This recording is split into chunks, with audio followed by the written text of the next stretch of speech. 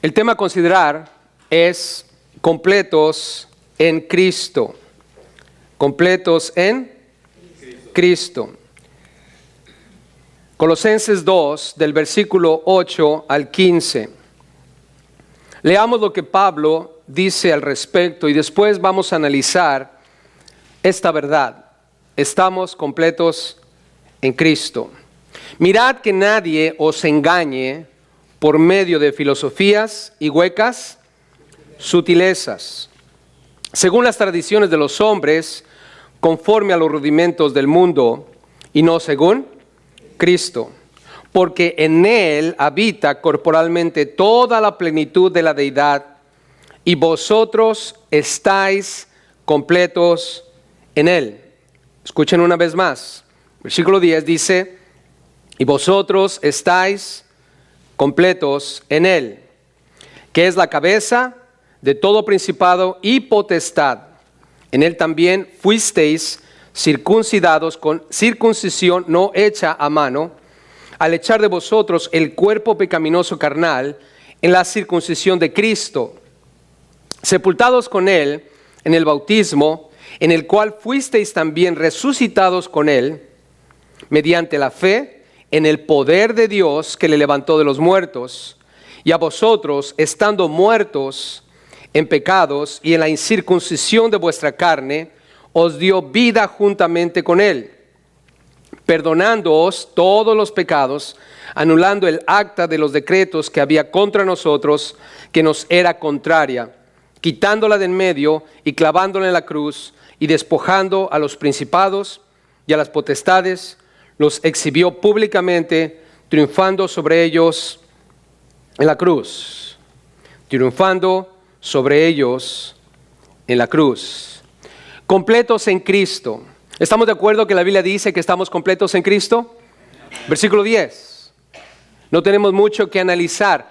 Completos en Cristo. En otras palabras, no nos falta nada. Y este asunto debe entenderse, debe tomarse y debemos estar firmes en esa verdad. Estamos completos. Jesús en la cruz dijo, consumado es. Ya está todo hecho. Ahora, dentro de lo que Pablo está enseñándonos aquí, debemos considerar, en primer lugar, de acuerdo a lo que dice el versículo 8, que es peligroso no aceptar que estamos completos en Cristo. ¿Qué es? Peligroso. Es peligroso, hermanos, y ahorita vamos a ver por qué. Pero otra cosa, del versículo 9 al 15, en segundo lugar nos vamos a dar cuenta que es innegable la obra de Cristo. No podemos dudar o negar que Cristo ha hecho algo por nosotros. Es innegable.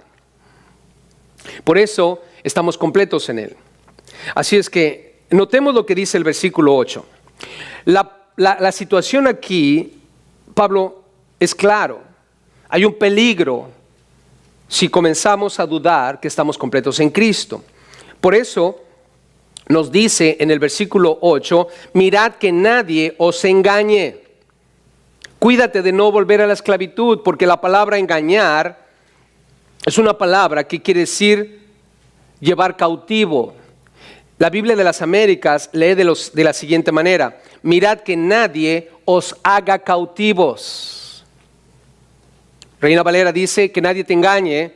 Biblia de las Américas, que nadie os haga cautivos. ¿Por qué? Porque la palabra en realidad tiene una connotación de engaño para cautivarte, para atraparte. En la guerra, cuando los ejércitos salían a pelear contra otras naciones, contra otros ejércitos, al pelear, los vencedores se llevaban el botín y también se llevaban a gente cautiva, los esclavizaban. Y esa es la palabra. Cuando alguien te conquista para llevarte cautivo. Eso es lo que la palabra quiere decir. Y Pablo dice, cuídate de que nadie te engañe, que nadie te trape, que nadie tome tu cabeza, tu mente y te lleve cautivo. Y tenemos que entender eso, familia. Yo estoy completo en Cristo, tú estás completo en Cristo. No necesito hacer nada más para estar seguro de mi salvación. Mi salvación está segura por lo que Cristo hizo por mí. Pero va a haber personas que te van a tratar de engañar, te van a tratar de cautivar. ¿Con qué? Mira, dice el versículo 8, ¿por medio de qué? Filosofías y huecas sutilezas. En otras palabras, cuídate de las falsas enseñanzas. ¿De qué me debo cuidar? De las falsas enseñanzas. Y Pablo menciona dos. Número 1, filosofías. Número 2, huecas sutilezas. Entonces, yo como cristiano, tú como cristiano, en primer lugar necesitamos entender que ya estamos completos en Cristo. ¿Está claro, familia? Amén. Ya la obra de salvación es completa. No necesitamos añadir nada o hacer algo extra. Pero va a haber personas que vienen con filosofías. La palabra filosofía, lo único que en realidad quiere decir es el amor por la sabiduría. Y ustedes dentro del cristianismo pueden encontrar frases como la filosofía de ministerio. De hecho, nosotros teníamos una clase dentro de la escuela bíblica que se llama filosofía de ministerio. Porque la palabra filosofía en realidad, la palabra en sí misma no es algo malo. Lo único es de dónde estás tomando esa sabiduría. Porque hay dos tipos de sabiduría. La sabiduría humana y la sabiduría divina. ¿Estamos de acuerdo? Amén. La sabiduría divina se encuentra en la palabra de Dios. La sabiduría humana se encuentra en las bibliotecas. Ve y agarra un libro de Sócrates o Aristóteles o cualquier otro filósofo que en su vida haya pensado en cuestiones de la vida. Nosotros tenemos hoy una rama dentro de la ciencia, la psicología. Y dentro de la psicología hay muchos conceptos.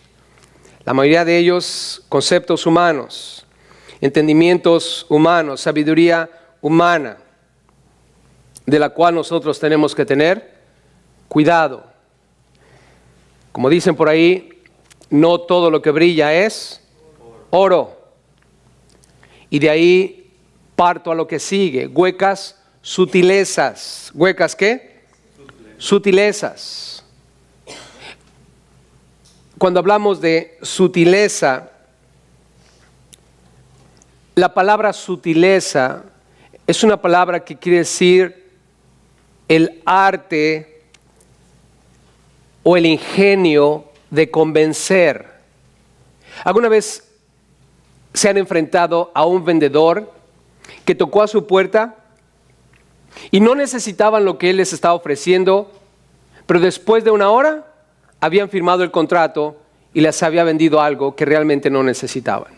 ¿Alguna vez? ¿Sí? A mí me pasó. Llegó alguien a mi puerta, le abrí la puerta, venía vendiendo ollas y terminé firmando un contrato. Compré $1,000 de ollas. Yo compré $1,000 de ollas. Ese día aprendí a tener cuidado de las huecas sutilezas. Me convenció de que esas ollas hacían maravillas, de que el sazón de mi esposa iba a ser mejor, de que mi salud iba a ser mejor porque el material con que ha sido construida la olla iba a evitar cualquier otro químico que las ollas de la 99 centavos tienen. La palabra huecas sutilezas en realidad solamente es el arte, el ingenio de convencer a alguien. Huecas es la clave. El arte de convencer es propio cuando lo que te voy a decir no es algo hueco, no es algo vano. Yo voy a buscar tratarte de convencer con mi ingenio de que tú necesitas arrepentirte de todos tus pecados y necesitas aceptar a Cristo Jesús como tu Señor y Salvador. ¿Sería bueno que yo te tratara de convencer de eso, hermano? ¿Será bueno que yo trate de convencer a alguien en la calle? Claro, es el Evangelio. Y puedo usar mi ingenio, puedo usar mi sutileza. No hay ningún problema. ¿Por qué? Porque la sabiduría que estoy usando es sabiduría divina. Es un mensaje divino. Es algo propio, algo que va a edificar, algo que va a beneficiar a la persona. Pero cuando Pablo dice, ten cuidado de las huecas sutilezas, no todo lo que brilla es oro, hermanos. Yo puedo hablarte sobre cuestiones como guardar el día de reposo. Estaba hablando con unas personas cristianas y me estaban contando cómo fueron convencidos de que tenían que guardar el día sábado, porque la Biblia dice que debe guardarse el día de reposo y en el argumento que les dieron fueron convencidos de que estaban mal al ir a la iglesia los domingos. Tienen que ir a la iglesia los sábados. Tienen que ser sabatistas. Y si tú vas a la iglesia los domingos, tienes la marca de la bestia. Huecas sutilezas. ¿Dónde dice en la Biblia que eso es verdad? O está escrito aquí en el libro de nuestra profeta. Entonces no es filosofía de Dios, no es sabiduría de Dios, es filosofía humana. Pero ahí están algunos versículos. Bueno, no hay peor mentira que la que se dice con un poco de verdad. Hermanos, tenemos que tener cuidado. Yo estoy completo en Cristo. Tú estás completo en Cristo. No se trata de días de reposo, no se trata de mi desempeño, no se trata de lo que yo pienso debo hacer para asegurar mi salvación. Se trata de lo que Dios dice debe ser en cuestión de mi salvación. Familia, ¿será posible que algunos de nosotros seamos engañados con filosofías y huecas y sutilezas si no tenemos cuidado? ¿Será posible? Claro. ¿Qué quiere decir esto? No nos apartemos de la sabiduría divina. Y ponte esto en tu corazón de una vez. Tú ya estás completo en Cristo. Amén. Ya estás completo. Si tú has puesto tu fe en Cristo Jesús, si tú crees que Él murió en la cruz por tus pecados, y crees que Dios le levantó de los muertos, como está escrito, y lo has confesado con tu boca, la Biblia dice que tú eres salvo. Amén. Y esto, entendiendo claramente lo que hemos aprendido últimamente, no es una simple confesión, es el nacer de nuevo. Y el nacer de nuevo es lo que hemos analizado en el libro de Colosenses. Es cuando la vida de Cristo se empieza a manifestar en tu vida. Mas ya no vivo yo, sino Cristo vive en mí. Y entonces tú puedes decir que estás completo en Cristo. Y si estoy completo en Cristo, no necesito nada extra bíblico o que alguien haya pensado debe ser. ¿Estamos de acuerdo, familia? Ahora, el problema cuando yo no tengo cuidado y me dejo cautivar, me dejo engañar a través de falsas enseñanzas, lo que pasa es que me desenfoco. Y cuídate de enfocarte bien, porque dice el versículo 8 al final, según las tradiciones de los hombres. Nota, ¿tradiciones de qué? De los hombres. ¿Se acuerdan cuando Jesús fue cuestionado al respecto? Si tienen sus Biblias prestas y listas, Mateo capítulo 15. Solamente quiero recordarles que Jesús enfrentó esto.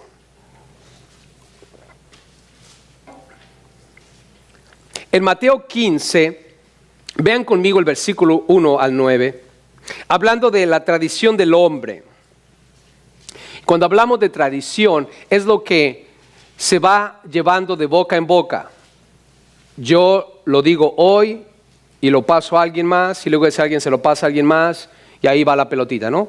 De boca en boca a través de las generaciones. ¿Cuántos de ustedes han escuchado esa frase? Como dice Dios, ayúdate que yo te ayudaré. ¿Sí? Ahora, el problema es que ustedes se lo van a decir a alguien más, y ese alguien más lo va a continuar, y 100 años después, un pastor, después de que yo ya esté también bien muerto como ustedes, porque 100 años después no creo que estemos todavía aquí, va a decir, como dice la Biblia, ¿no? Ayúdate que yo te ayudaré. Y la gente dice, oh, ¿así dice la Biblia? ¿Y dónde dice la Biblia así? Pero muchos dicen que la Biblia dice así. La Biblia no dice así. Pero es una tradición oral que se ha dado, sin ningún fundamento. Es el problema. Pero vean lo que le pasó a Jesús. Mateo 15, en el versículo 1 dice la Biblia, entonces se acercaron a Jesús ciertos, ¿quiénes? Y fariseos de Jerusalén. Estamos hablando que vienen de la capital, no son cualquier escriba o cualquier fariseo. Diciendo, pregunta, ¿por qué tus discípulos quebrantan, escucha aquí, ¿por qué tus discípulos quebrantan la tradición de quién? No está preguntándole por qué están quebrantando las escrituras. Está preguntando por qué están fallando en la tradición de los ancianos. ¿Por qué? Y eso es lo que era la tradición. ¿Por qué no se lavan las manos cuando comen pan? Pregunta, ¿será pecado comer sin lavarse las manos? ¿Será pecado? A menos que la Biblia lo diga, ¿no? Pero no hay ningún versículo que diga que es pecado si no te lavas las manos. Así es que, si no te lavas las manos, no te sientas mal. La gente te va a decir cochino y esto y lo demás, y está bien. Que digan lo que quieran, Dios no te ve mal. Es solamente una tradición. Es una tradición. Sí. Y luego mira, respondiendo él les dice, versículo 3, Jesús les responde. Bueno, yo te pregunto algo, les dice escribas y fariseos. Porque también vosotros, si se trata de quebrantar, veamos quién está quebrantando más. ¿Por qué vosotros, dice, también quebrantáis el mandamiento de Dios? Escuchen aquí, hay una diferencia, ¿verdad? Ellos dicen la tradición de los ancianos. Jesús dice, ustedes quebrantan los mandamientos de Dios. ¿Por vuestra qué? Tradición. O sea, la Biblia dice que no debo fundar mi vida, mi fe en la tradición de los hombres, sino los mandamientos de Dios. En otras palabras, ¿quién de los dos está pecando? ¿Jesús y sus discípulos o los escribas y los fariseos? Los escribas y los fariseos. No porque sea pecado lavarse o no lavarse las manos. El asunto no es lavarse o no lavarse las manos. El asunto es de que ellos están confiando más en lo que ellos han establecido en sus tradiciones que en lo que la Biblia dice. En el ejemplo que les puse acerca de si es sábado o es domingo, hermanos, ni es sábado ni es domingo. ¿Qué hay si de pronto yo quiero venir a la iglesia con todos ustedes los miércoles o el martes? ¿Habrá algún problema, hermanos? No. ¿Que nos reunamos todos los martes a las 10 de la mañana y que no haya servicio los domingos? Pero algunos de ustedes van a decir, pastor, ¿qué nos está pasando? ¿Por qué no vamos a la iglesia los domingos? ¿Verdad que de pronto va a haber alguno como esos? ¿Verdad que sí? Es como un día alguien me dijo, pastor, ¿por qué usted no usa corbata? Porque son caras las corbatas. Porque uno usa traje, ¿no? Y etcétera. Un día alguien vino buscando al pastor y cuando el pastor ahí está y me vio, dijo, oh no, gracias, y se fue. Yo creo que esperaba haberme vestido de otra manera, no sé lo que le pasó, pero se fue. O a lo mejor me conocía y le dio miedo y se fue. No sé, pero a veces tienes que entender algo que en realidad, ¿quién dijo, o en dónde dice en la Biblia que yo debo usar corbata para predicar? ¿Qué pensarían ustedes si de pronto me ven con un sombrero aquí predicándoles? ¿Cuántos se ofenderían? ¿Verdad que algunos se ofenderían? Y algunos antes de salir le dirían a los sugieres, oye, ¿qué le pasa al pastor? ¿Por qué se puso sombrero? ¡Qué falta de respeto! ¿Verdad que sí? ¡Qué falta de respeto!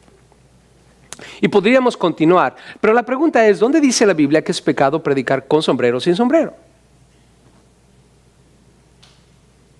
¿Qué hay de si de repente me ven con shorts aquí predicándoles? ¿Cuántos de ustedes se ofenderían?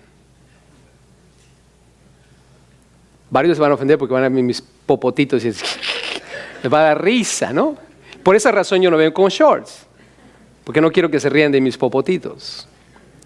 Pero lo que sí quiero que entiendan, hermanos, es de que muchas veces no entendemos que el Señor, Dios, no está preocupado en lo que nosotros podamos pensar es correcto o no es correcto, sino lo que Él dice es correcto y no es correcto. Y créemelo, si la Biblia dijese que yo debo predicar con traje, olvídate, me verías con traje todos los días.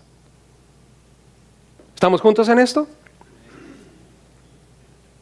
Ahora, dice la Biblia, versículo 4, aquí en lo que estamos leyendo en Mateo, porque Dios mandó, nota, eso es lo que Dios mandó, honra a tu padre y a tu madre. ¿Estamos de acuerdo que eso es lo que Dios mandó? Jesús les dice, mira, eso es lo que dice la Biblia, y el que maldiga al padre o a la madre, muera irremisiblemente. 5. Pero vosotros decís, cualquiera que diga a su padre o a su madre, es mi ofrenda a Dios, todo aquello con que pudiera ayudarte, ya no ha de honrar a su padre o a su madre.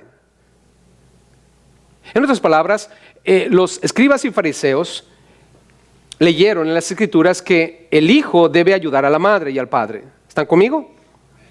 Pero de repente llegó un hijo por ahí y dijo, yo sé que la Biblia dice, que la Escritura dice que debo ayudar a mi padre, a mi madre, pero tengo esta ofrenda, pero yo siento más fuerte en mi corazón dársela al templo que a ellos. ¿Ustedes qué dicen? ¿Y saben qué dijeron los escribas y fariseos? No te preocupes, Dios antes que los padres, así que dánoslo para acá. Eso fue lo que hicieron. Y después hicieron una ley, tradición de hombres. En una situación donde venga el hijo y que diga que él quiere mejor dárselo al templo que en lugar de los padres, pues aquí queda establecido. Al fin somos los escribas y los fariseos. Somos la autoridad. Hicieron sus propias leyes. Y Dios dice, hey, ¿quién les dijo a ustedes que cambiaran lo que la Biblia dice? Lo que la palabra de Dios dice. Entonces, versículo 6, ya no ha de honrar a su padre y a su madre, dice Jesús dice esto, así habéis invalidado el mandamiento de Dios por vuestra ¿qué? Tradición. Y como les dice después, imagínate a Jesús, a ese dulce Jesús de pelo largo, ojos azules, ¿verdad? Con un perfil europeo.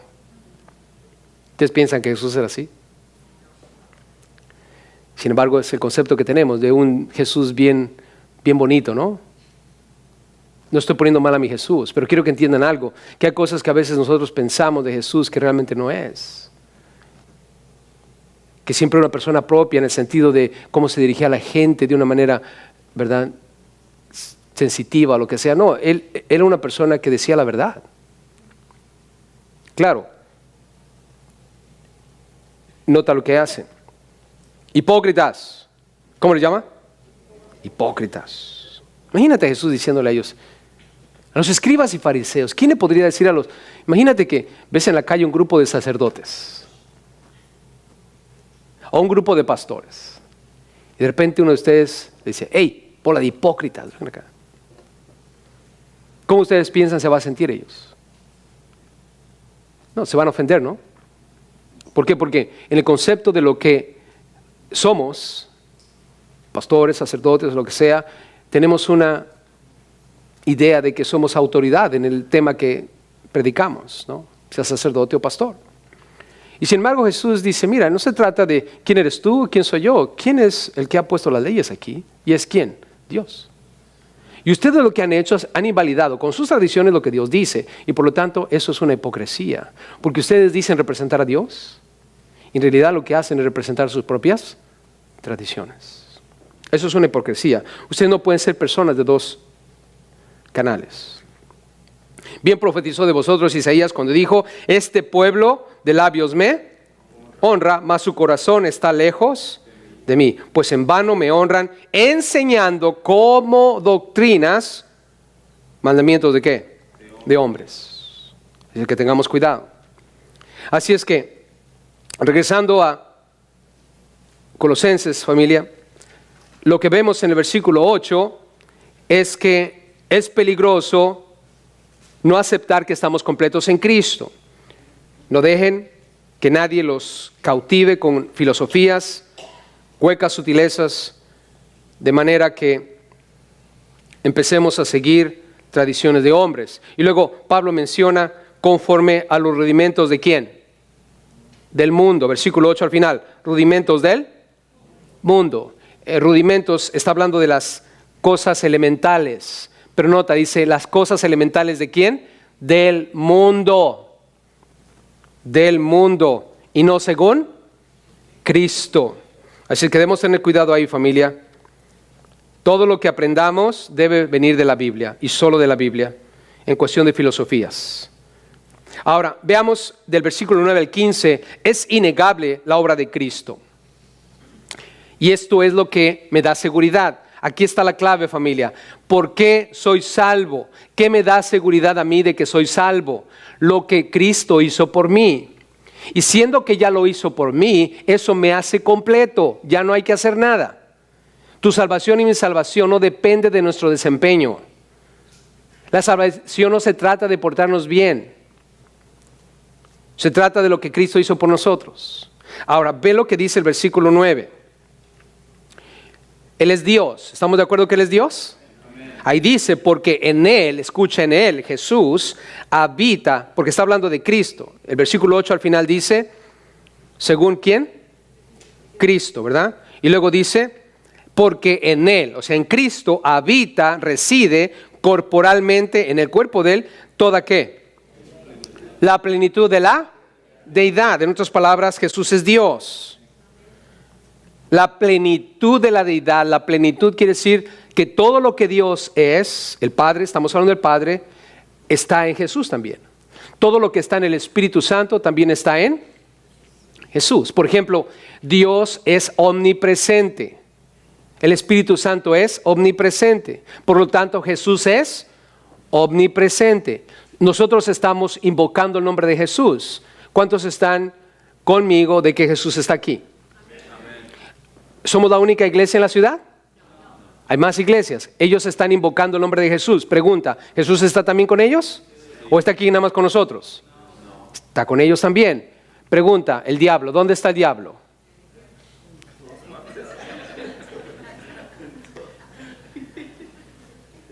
¿Dónde está? Espero que no esté aquí, ¿no? Pero créemelo, no está aquí, está en otro lado. No tengas miedo, no está aquí el diablo. ¿Algún diablito a lo mejor? A lo mejor se nos coló un diablito. Pero créeme, el diablo en sí mismo, Satanás, no puede estar aquí y en la iglesia de la esquina. O si está en Estados Unidos, no puede estar en Japón. A lo mejor está en Norcorea. Pero lo que quiero que entiendas es que el diablo no es Dios. Y no es como Dios, aun cuando la Biblia le llama el Dios de este siglo. El concepto de Dios solamente es porque hay gente que lo adora, gente que lo sigue. Y cualquier cosa que sea un objeto de adoración puede convertirse en un Dios. Por eso la Biblia dice, no tendrás dioses ajenos delante de mí. Pero cuando hablamos de Dios, la deidad que nosotros conocemos, el Dios de Abraham, Isaac y Jacob, no hay otro Dios como nuestro Dios. Y podemos hablar también de la omnisciencia. Omnisciencia, ¿Dios conoce todas las cosas, el Padre? ¿El Espíritu conoce todas las cosas? Entonces Jesús conoce todas las cosas. La plenitud de la deidad está en Él. Omnipotencia. ¿Es Dios poderoso? ¿El Padre es poderoso? ¿El Espíritu Santo es poderoso? Por lo tanto, Jesús es poderoso. Ojo aquí. Esta obra es una obra hecha por Dios. Por lo tanto, estamos completos. Otra cosa más, ven el versículo 10. Y vosotros estáis completos en Él. Subraya esa frase ahí Cuando alguien venga y te diga, no, ¿sabes qué? Si tú quieres ser realmente salvo, tienes que hacer también esto. Bueno, no. Ojo ahí, porque la Biblia dice que ya estoy completo ¿en quién? En Él. Nota, dice, Él es la cabeza de cuánto principado y potestad. Todo. Principado y todo. Potestad, toda autoridad. En otras palabras, Él es el Rey de Reyes y Señor de señores. Yo te pregunto, ¿Jesús gobierna sobre nuestro presidente? ¿Jesús gobierna sobre el presidente de Norcorea? ¿Y sobre el de Rusia? ¿Y sobre el mexicano también? ¿Y el salvadoreño? ¿Y podemos continuar toda la lista de los 190 y tantos países?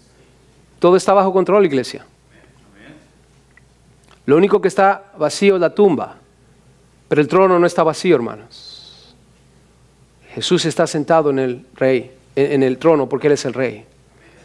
Y Él gobierna tu vida, gobierna mi vida. Y Él en su autoridad y en su divinidad vino aquí a la tierra para hacer una obra por ti y por mí. Y no debemos olvidar eso. Y debo estar afianzado en ello, agarrado fuertemente, como cuando los hombres de Dios en el Antiguo Testamento llegaban al altar y se agarraban de los cuernos ahí. No se apartaban de esa cosa. La verdad, hermanos, no debemos apartarnos de ello. No dejes que nadie te quite la seguridad que tienes en Cristo Jesús. Mira lo que dice la Biblia. En Él somos salvos. Versículo 11. Hablemos de la salvación. Nota lo que es la obra de salvación que Cristo ha hecho por nosotros.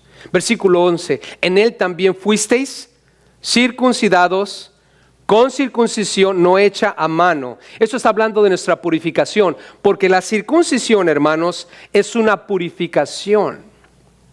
No quiero hablar con detalles sobre lo que la circuncisión es, pero lo que la circuncisión es en el hombre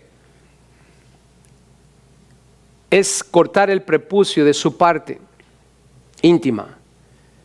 Y esto es por higiene. Pero Dios le dijo a Abraham que lo hicieran como una señal. Obviamente dentro del contexto de lo que el beneficio que trae para el cuerpo del hombre. Es una limpieza, es una cuestión que le va a ayudar en su salud.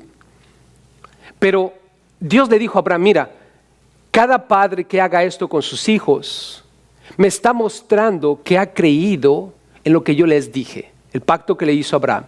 En ti serán benditas todas las familias de la tierra. Y está hablando del Mesías.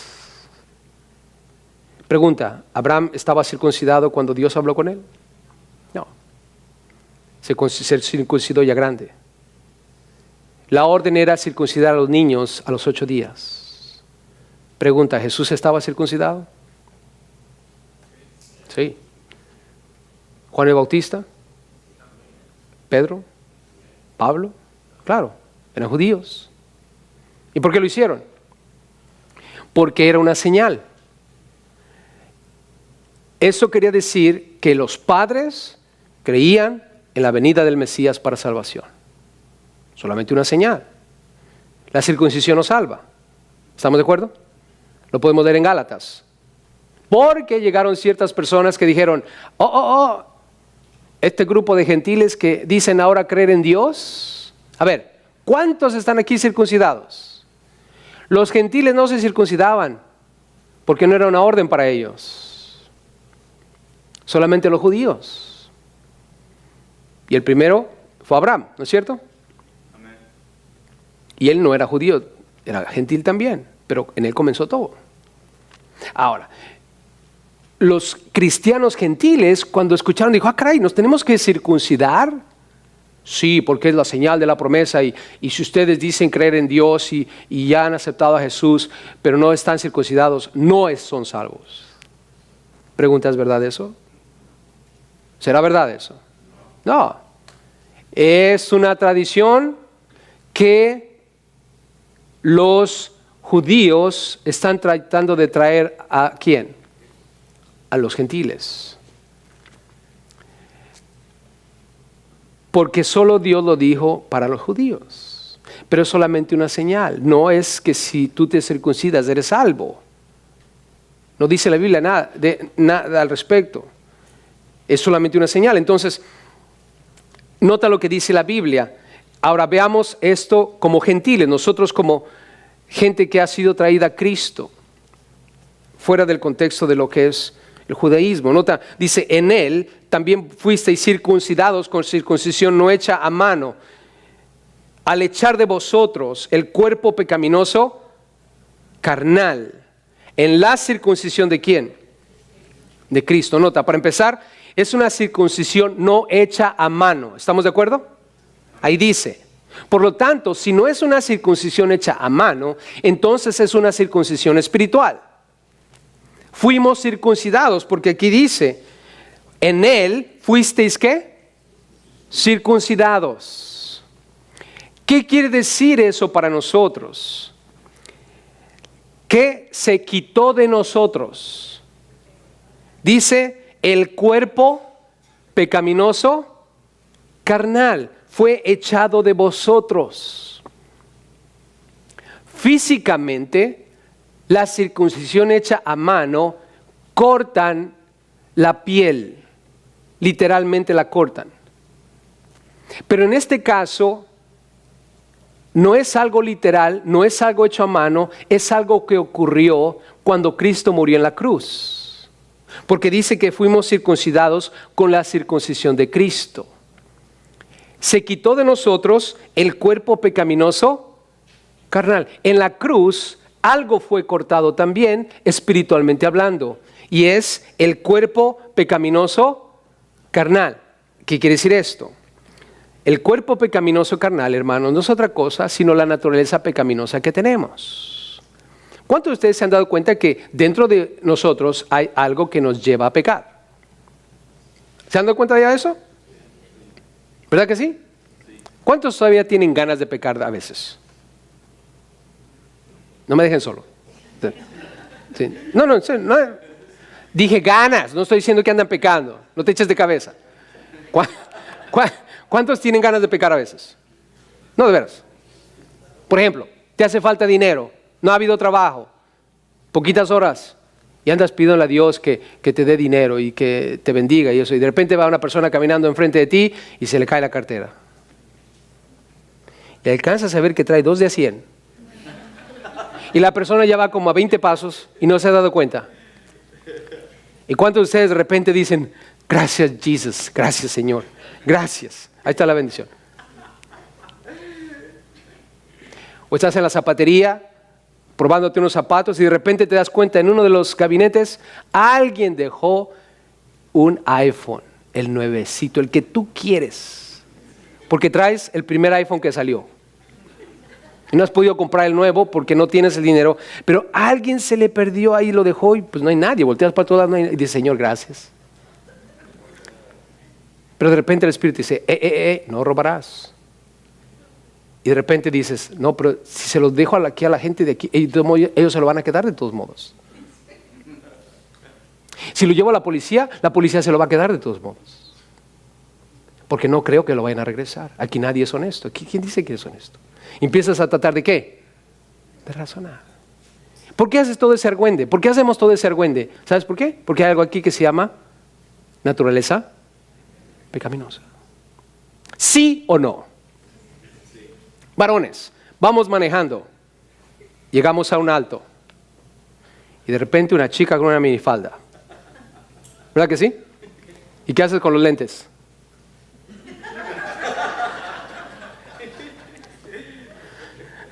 Ahora, yo sé que ustedes no, estoy hablando de otros varones. Normalmente nosotros aquí en La Semilla lo que hacemos, si la chica viene para acá, volteamos para allá, y ya cuando vemos de reojo que va pasando, le hacemos así y ya volteamos para allá. ¿Verdad que es lo que hacemos aquí nosotros? Ya, sí. ¿No? Si no haces tú eso, por favor, ven a la clase de nuevos creyentes y acepta a Cristo Jesús por fin. No, hermano, yo sé lo que te pasa. Estamos viendo hacia el frente, la chica va pasando y estamos sudando y los ojos empiezan a bailar así para todos lados. Señor, relax, Señor. ¿Verdad? ¿Por qué? Porque hay algo aquí adentro que se llama naturaleza ¿Pero por qué tenemos esos conflictos los cristianos? Porque ya fuimos circuncidados. Mira, regresando a lo de la cartera, al teléfono, a la chica, lo que tú quieras. Sin Cristo, agarras la cartera, le sacas la feria, tiras y ningún problema, ¿no es cierto? El teléfono, lo mismo, lo agarras, vas allá a la McFarlane y a la Bristol, que te lo desenganchan ahí, que le quiten lo que tienen que hacer y se acabó, ¿no es cierto? ¿Sí o no? Sin ningún problema. Pasa la chica y hasta damos la vuelta y la seguimos un rato. Hey, ¿no quieres un ride? ¿Sí o no, hermanos? ¿Por qué hacemos eso sin Cristo? Porque no hemos sido circuncidados. Sin Cristo es fácil pecar. No hay ningún remordimiento, no hay nada aquí adentro porque no hemos sido cortados de eso. ¿Por qué tú y yo tenemos ese estrago interno cuando estamos en situaciones como esas? Porque ya fuimos cortados de ahí, hermano. Y eso te garantiza que hay alguien en ti. Y por eso te puedo decir, estamos completos en Cristo. Así es, hermano. Por eso no tengo ningún temor cuando se la pongo bien fácil. No más tienes que confesar a Cristo como su Señor y Salvador. La gente se me pone nerviosa a veces. Pastor, no lo diga así porque le va a dar licencia a todos para pecar. Créemelo, créemelo. Cuando eso es verdad en tu vida, no hay licencia para pecar. Porque tú estás seguro de lo que estás haciendo, porque has nacido de nuevo. Con Dios no se juega, hermanos. Porque lo que la palabra de Dios dice es verdad. Todos esos ejemplos que les doy da risa, pero es lo que pasa, ¿no es cierto? Es lo que pasa. Tenemos esos estragos, tenemos esas situaciones. Pero ¿por qué salimos victoriosos? ¿Por qué podemos vencer cada una de ellas? ¿Sabes por qué? Porque ya fuimos circuncidados. En otras palabras, aun cuando tienes la naturaleza pecaminosa acá adentro, esa naturaleza no tiene ningún poder sobre tu vida. Tú la puedes controlar. Tú la puedes controlar. Lo que te dije de la chica está fácil. La ves, cierras los ojos, tú lo puedes hacer sin ningún problema. ¿Verdad que sí? La cartera, ¿la ves? Inmediatamente le gritas a esa persona, corres hacia donde está y le regresas la cartera sin ningún problema. El teléfono está ahí, le llamas a la manager de ahí y le dices, aquí está el teléfono, o se lo entregas a la policía. Lo que ellos hagan es su problema. ¿Verdad que sí?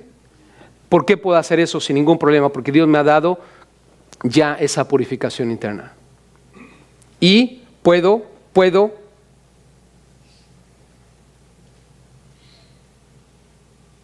vencer cualquier tentación. Es fácil caer en la tentación, hermanos. Es fácil. Lo difícil es que vencerla. Pero estoy en Cristo Jesús y por lo tanto no hay problema. Vayan conmigo a Romanos capítulo 6. Solamente quiero cerrar este punto para que vean conmigo cuando hablamos de lo que es la circuncisión. Romanos capítulo 6. Y si pueden, dejen ahí un separadorcito para que regresemos, porque voy a hablar otros 2 versículos más después. Pero vean lo que dice Romanos capítulo 6. Versículo 6.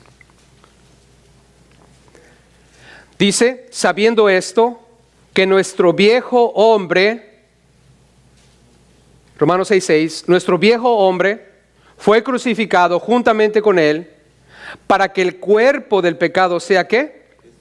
Destruido. Nota, el cuerpo del pecado sea destruido. En otras palabras, ya no tiene poder sobre ti, a fin de que no sirvamos más ¿a quién? Al pecado. Esa es la circuncisión que hicimos, que se nos fue hecha, la circuncisión que se nos fue hecha por medio de Cristo, no por manos, sino espiritual en la cruz. Porque el que ha muerto ha sido justificado del pecado, y si morimos con Cristo, creemos que también viviremos con Él, sabiendo que Cristo, habiendo resucitado a los muertos, ya no muere. La muerte no se enseñorea más de Él, porque en cuanto murió al pecado, murió una vez por todas. Mas en cuanto vive para Dios, vive. Versículo 11. Así también nosotros, escucha, consideraos muertos al pecado. O sea, ese cuerpo pecaminoso no tiene más autoridad sobre ti. Pero vivos para Dios en Cristo Jesús, Señor nuestro. No reine, pues, el pecado en vuestro cuerpo mortal, de modo que lo obedezcáis en sus concupiscencias, ni tampoco presentéis vuestros miembros al pecado como instrumento de iniquidad sino presentaos vosotros mismos a Dios como vivos de entre los muertos y vuestros miembros a Dios como instrumentos de justicia. Porque el pecado, escucha esto, el pecado no se enseñoreará de vosotros, no va a ser tu Señor más, pues no estáis bajo la ley, sino bajo la ¿qué? La gracia. Amén. Así es que, familia, nosotros ya fuimos purificados. En la cruz ocurrió una circuncisión, no hecha con mano, fue algo espiritual, a través de Cristo. Y esto es, el cuerpo pecaminoso que hay en nosotros no tiene más poder sobre nosotros. No se va a enseñorear más. Y por eso Pablo en Romanos dice, así es que no dejes que tus miembros de tu cuerpo sean instrumentos de pecado, sino instrumentos de ¿qué? De justicia. En otras palabras, la vocecita mala, no la escuches. La vocecita buena, escúchala. El Espíritu. Haz lo que dice el Espíritu. Bien, regresando a Colosenses. Nota lo que dice, y no pierdan Romanos 6, por favor. Nota lo que dice Romanos 12. Regresando a Colosenses, vean conmigo el versículo 12. Dice, habiendo sido sepultados con Él en el bautismo. ¿Dónde fuimos sepultados? En el bautismo. Ahora, Romanos 6, por favor, versículo 3. Quiero que entiendan algo que está allí conmigo. Porque lo primero que podemos pensar es el bautismo de agua, ¿no es cierto? Cuando dice bautismo, no está hablando del bautismo en agua. Vean lo que dice Romanos 6, 3. ¿O no sabéis que todos los que hemos sido bautizados en qué o en quién? En Cristo Jesús. Nota, bautizados en Cristo Jesús. No está hablando de bautizados en agua. Tú y yo fuimos bautizados en Cristo Jesús. Tampoco dice bautizados en el nombre de Cristo Jesús. Eso no está hablando de que cuando yo te bautizo en el agua, cuando digo yo te bautizo en el nombre de Cristo Jesús, porque yo no te bautizo en el nombre de Cristo Jesús, te bautizo en el nombre de ¿quién? Del Padre, del Hijo y del Espíritu Santo. Pero cuando la Biblia habla de bautizados en Cristo, está hablando de lo que ocurrió en la cruz. Nosotros fuimos inmergidos de alguna manera en la obra que estaba ocurriendo en la cruz. Cuando Cristo estaba muriendo en la cruz, porque recuerden lo que dice Gálatas 2:20, con Cristo estoy ¿qué? Juntamente crucificado. Juntamente quiere decir que tú y yo morimos ese mismo día que Cristo murió. Y tú dices, pero yo no había nacido todavía. Yo sé, pero fue algo espiritual. Cuando Cristo estaba muriendo en la cruz, ese mismo día estaba ocurriendo algo en lo que respecta a mi vida hoy. Ese día cuando Cristo estaba muriendo, Él estaba haciendo posible que hoy yo, que he aceptado a Cristo, y tú que has aceptado a Cristo, seamos circuncidados. Él destruyó en la cruz el poder que mi naturaleza pecaminosa tiene sobre mí. Y ahora yo estoy libre de ese poder y puedo obedecer al Espíritu y rechazar los deseos de la carne. Pero algo más pasó. Dice que fuimos sepultados con Él en el ¿qué? En el bautismo. Ahora la palabra sepultar, ¿a quién sepultan? ¿A los vivos o a los muertos? Aunque algunos quisieran sepultar a los vivos, ¿verdad? Pero solamente sepultamos a los muertos. So dice la Biblia aquí que fuimos sepultados con Él en el bautismo. ¿Por qué? Porque en la cruz estábamos muriendo juntamente con Él. Cuando tú aceptas a Cristo, tú mueres a tu yo. Mas ya no vivo yo, sino ahora vive ¿quién? Cristo en mí. Cristo a través de mí. ¿De qué se trata el cristianismo? De que Jesús viva a través de mi vida. Y por eso yo fui sepultado en la cruz. Entonces es lo que tenemos que entender cuando hablamos de que estamos completos en Él. En la cruz, Cristo me purificó. Ya no tengo más que someterme a los deseos pecaminosos de mi carne. Otra cosa más, ya morí. Ya no vivo yo, sino ahora vive ¿quién? Cristo. Y ahora nota lo que dice el versículo 12 en la parte final, aquí en Colosenses, en el cual fuisteis también ¿qué? Resucitados con Él. Estamos en Colosenses 12, la parte final. En el cual fuisteis también ¿qué? Resucitados con Él, mediante la fe ¿en qué? En el poder de Dios que levantó de los muertos. Ese poder que sacó a Jesús de la tumba actuó también en nosotros. Lo que está diciendo la Biblia aquí es de que cuando Cristo estaba muriendo en la cruz, Él me purificó, rompió ese poder que tenía mi naturaleza sobre mí, me sepultó porque yo morí, pero ahora dice que he resucitado con Él. ¿Verdad que hemos resucitado a una nueva vida? Amén. El nuevo nacimiento, hermanos, implica una nueva vida. El viejo hombre fue crucificado y ahora vivimos en el nuevo hombre. Te quitas y te pones. Por eso es que un cristiano verdadero ya no practica más el pecado. ¿Por qué? Porque él hoy puede contra esa naturaleza pecaminosa que tiene. Porque Dios ya lo liberó de eso. Porque ya no practica el pecado, porque él sabe que ya no vive él, sino vive ¿quién? Cristo. Fue sepultado, él murió y ahora ha resucitado una nueva vida. El verdadero cristiano, hermanos, ha resucitado. Nota lo que dice el versículo 13 aquí en Colosenses. Fuimos resucitados, ¿verdad? Porque estábamos muertos ¿en qué? En pecados. Estábamos muertos en pecados. Éramos pecadores. Practicábamos el pecado. Y nota, y en la incircuncisión de vuestra carne. Antes de Cristo éramos incircuncisos. Y no está hablando de literalmente estábamos incircuncisos. Porque es probable que algunos de ustedes fueron circuncidados de niños. Porque el doctor le dijo a su mamá o a su papá que era necesario. ¿No es cierto? Yo estoy seguro que algunos de ustedes como padres circuncidaron a sus hijos. Porque el doctor les sugirió que era algo bueno. Y es algo bueno médicamente hablando. Es saludable. No está hablando el Señor Jesús o la Biblia de la circuncisión física. Está hablando de la circuncisión espiritual. Cuando tú estás en Cristo, eres un incircunciso espiritual. ¿Qué quiere decir eso? Que tu naturaleza pecaminosa gobierna tu cabeza y tú eres un pecador hecho y derecho. Eso es lo que es. Estábamos muertos en nuestros pecados y estábamos incircuncisos, pero ahora que estamos en Cristo, somos circuncidados y tenemos vida, hermanos. Amén. Estamos vivos. Nota, versículo 12 y 13, hablando de resucitados. En la parte final del 13, os dio vida. Nota, os dio vida, ¿qué? Juntamente con Él. Pregunta, familia, ¿Cristo resucitó entre los muertos? Por lo tanto, tú tienes vida también. Yo sé que voy a vivir. Me ha dado vida. Y esa vida, hermanos, nueva que tengo depende de Él, no de mí. Yo no voy a pasar toda mi vida pujando, jalando y estirando para tratar de copiar lo que Dios es o copiar lo que Jesús hace. No se trata de eso, hermanos. Se trata de entender algo. Ya no vivo yo. Todos los días es, Señor Jesús, tu vida, vívela a través de mi vida. Y vas a vivir una vida tranquila y en paz. Porque el Señor te ha dado vida. Y nota, en el versículo 13 y 14, fuimos perdonados. ¿Cuántos dan gracias a Dios, hermanos? Oh, nota lo que dice el 13, en la parte final.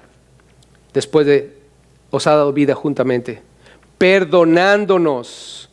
¿Cuántos pecados, hermanos? Todos. Pastor, ¿estás seguro que son todos? ¿Cuántos están seguros que son todos? ¿Los de hoy también?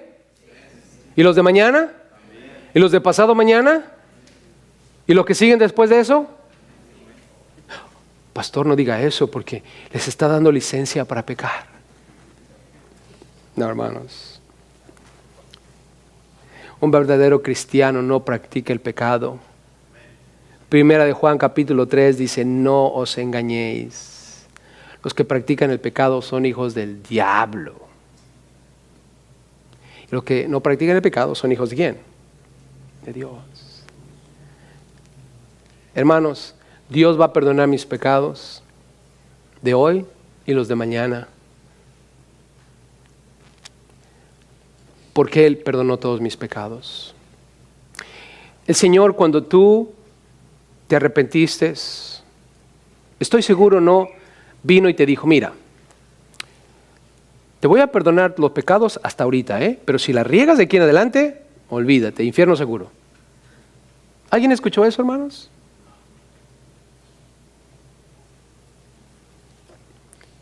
¿Alguien escuchó eso? Hermanos, la gracia de Dios es increíble. Cuando el pecado viene, hermanos, cuando el pecado abunda, sobreabunda ¿qué? La gracia. Nunca en la vida nosotros, hermanos, vamos a poder vencer la gracia de Dios. Porque la gracia de Dios es algo increíble, hermanos. Y para mí ese versículo cuando dice, cuando el pecado abunda o abundó, cuando el pecado abundó, sobreabundó ¿qué? La gracia. En otras palabras, yo tengo una completa seguridad aquí, hermanos. Y esta es, si tú y yo en verdad hemos nacido de nuevo, sabemos que estamos completos en Él. Yo ya no vivo, sino vive Él en mí. He resucitado una nueva vida. Yo tengo la capacidad por lo que Cristo hizo por mí en la cruz al circuncidarme. Tengo la capacidad de decir no al pecado. El pecado no puede enseñorearse sobre mí y no debo dejar que reine sobre mí y no voy a dejar que esté sobre mí ni voy a dejar que me tome cautivo más. Pero si llego a cometer un bubu, abogado tenemos para con el Padre, hermanos, a Cristo Jesús, Señor nuestro. Y Él es fiel para perdonarnos de toda maldad. Nosotros tenemos una naturaleza pecaminosa. ¿Y por qué hay cristianos que pecan después de aceptar a Cristo? ¿Por qué hay cristianos que caen después de aceptar a Cristo? Porque no han entendido que ya fueron circuncidados. Y Satanás se las pinta de una manera gloriosa, maravillosa, y de repente uno, ¿qué hace? Se cumbe. O empiezas a escuchar filosofías o huecas sutilezas. Oh, no te preocupes, una vez salvo, salvo para siempre. No importa qué hagas, tú ya estás escrito en el libro de la vida. No, espérame tantito, yo sé que ya estoy inscrito en el libro de la vida, pero sí importa lo que hago. Esa frase, no importa lo que hagas, ten cuidado, sí importa lo que yo ¿qué? Hago. No necesariamente para salvación, pero puede arruinar mi vida plena en Cristo. ¿Verdad que sí, familia? Puede arruinar mi vida plena en Cristo. Yo te pregunto, ¿David perdió su salvación después de haber caído con Betsabé? ¿Sansón? ¿Abraham perdió su salvación después de haber mentídole al faraón? No es mi esposa, es mi hermana. ¿Isaac hizo lo mismo? Y podemos seguir la historia. Hermanos, una vez más, no es licencia para pecar. Es solamente que entendamos qué clase de Dios tenemos, hermanos. Es un Dios lleno de gracia y es un Dios lleno de amor y de bondad y de misericordia. Y si tú eres verdaderamente su hijo, si tú verdaderamente has nacido de nuevo, créemelo, no hay nada en el camino que tú y yo podamos hacer que nos aparte de la gracia de Dios. Si caemos una vez, Dios nos levanta 7 veces. Hermanos, Dios es fiel aun cuando nosotros nos mantengamos infieles. Pero debemos crecer, hermanos, debemos madurar y debemos entender claramente hoy que estamos completos en Él. Y que hoy, hermanos, debe ser el día cuando nosotros, más que ayer, nos propongamos morir al yo y dejar que Cristo viva en nosotros, para tener una vida plena y satisfactoria y de calidad delante de Dios y delante de los hombres. Porque recuerden que vamos a dar cuenta de cada cosa que hemos hecho aquí en la tierra. Amén. Y no quiero que ninguno de nosotros llegue humeando allá al cielo. Amén. Recuerda, ¿cómo construimos? Madera, heno, hojarasca, o oro, plata y piedras preciosas. El fundamento es Cristo Jesús, hermanos. Cada uno de nosotros mire cómo sobre edifica. Y leemos dentro de que fuimos perdonados. Anulando el acta, nota, dice, anulando el acta de los decretos que había contra nosotros, hermanos, está saldado todo. Está anulada el acta que estaba contra nosotros. Es como cuando vas a comprar un auto. Imagínate, vas al dealer, a la agencia de autos, agarras el auto que por fin querías y sales del auto, pero antes de salir firmas un contratito, ¿verdad que sí? Y el contrato dice cuánto vale el carro, cuánto vas a pagar cada mes, cuánto interés y cuánto va a ser la suma total. Es un acta que está en tu contra. Nunca te dicen eso, ¿verdad? Nada más te dicen felicidades por su auto nuevo. En realidad lo que debe decir es, ¿sabe qué? Lo siento mucho, pero usted es nuestro esclavo hoy. Hay una acta en su contra, póngase las pilas. ¿Verdad que sí? Y si no me crees, deja de pagar el auto y vas a ver qué va a pasar. Oh, pero salimos ahí, es mi auto. Oh, ¿sí es tu auto? Sí, es mi auto. De veras es tu auto, deja de pagar y vas a ver que el dueño aparece, pero así. Esa es la verdad, hermanos. Ahora imagínate esa escena, ¿no? Ya saliste de tu auto y no sabías que había un acta en tu contra. ¿Alguno de ustedes sabía que había un acta en nuestra contra con Dios? Alguien vino y les dijo, mira, ¿sabes qué? Hay un acta en tu contra que está enfrente del juez, que es Dios. Y un día vas a tener que responder a esto. Nadie nos dijo, hermanos, pero esa acta estaba allí. Ahora, imagínate que en esa escena del auto, yo llego con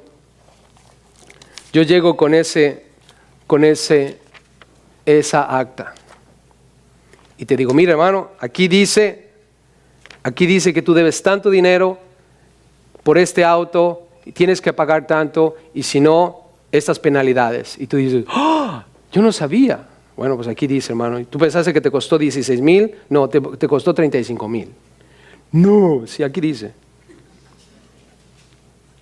¿Verdad? Y de repente digo, ¿sabes qué, hermano? Pero mira.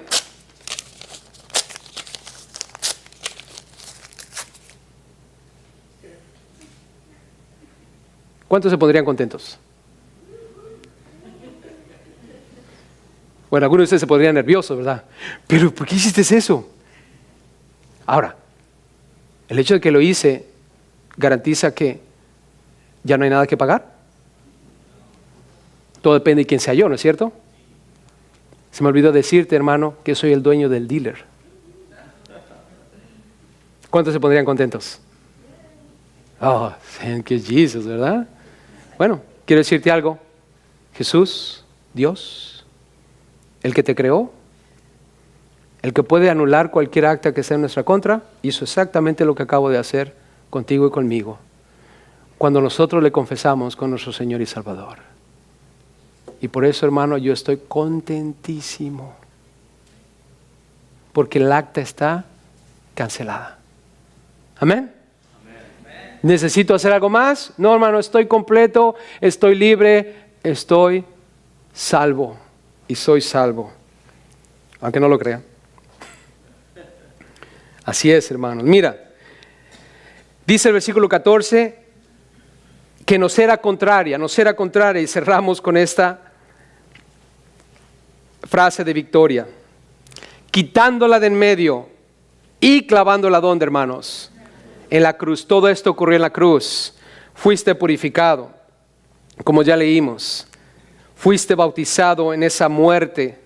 Moriste a tu yo, fuiste resucitado en una nueva vida, fuiste perdonado. Esa acta, hermanos, se quedó en la cruz, cancelada. Cristo pagó por todo eso. Recuerden, Cristo pagó por todo eso, hermanos. No fue algo de que lo echaron debajo del tapete y nadie lo va a ver. No, Cristo pagó por cada una de las cosas. Y el triunfo aquí, y somos afortunados. Versículo 15. Y despojando a los principados y a las potestades, los exhibió públicamente, triunfando sobre ellos. ¿Dónde, hermanos? En la cruz. La Biblia de las Américas dice esto: hizo de ellos, está hablando de Satanás y de sus ángeles, hermanos. Hizo de ellos un espectáculo público, triunfando sobre ellos por medio de él. Nueva Versión Internacional dice: por medio de Cristo los humilló en público al exhibirlos en su desfile triunfal, hermanos. Cuando Cristo Jesús iba cargando la cruz, tú y yo vemos esa procesión.